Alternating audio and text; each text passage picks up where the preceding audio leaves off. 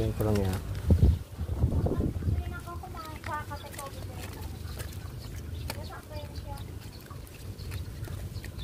Taga saan kaya? Yan, bagong sikat. Ha? Bagong sikat.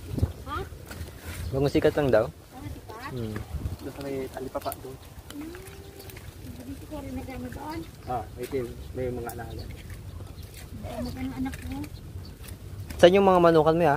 Doon din. Doon lang din? Ilang piraso? 300. 300 no? Strategy ng pagkakatay.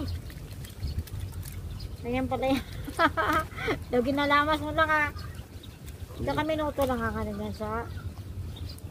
Minuto lang na. Saglit nga lang yun. Wala pa, wala pa, ilang minuto pa lang ya?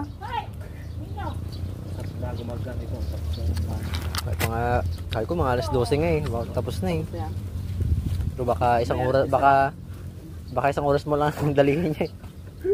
Oras lang siguro yan. Tamang-tama ito, mainit na dito eh. Oo, tama yan. Yun lang. Katulad dito na luto. Bala ko pa sana magbili ng chicken plackery eh. Yung kaso, tag 50 mil man. Yung pang ganyan, balibo. Ako? Puta yun ha. Wag na, sabi ko. Pinusin.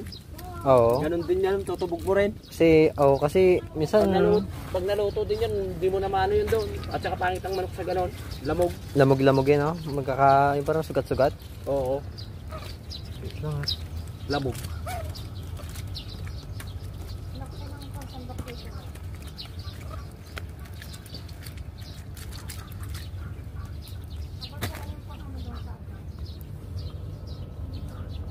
Diretso na pala ito yan, no? Diretso na. Pipinis.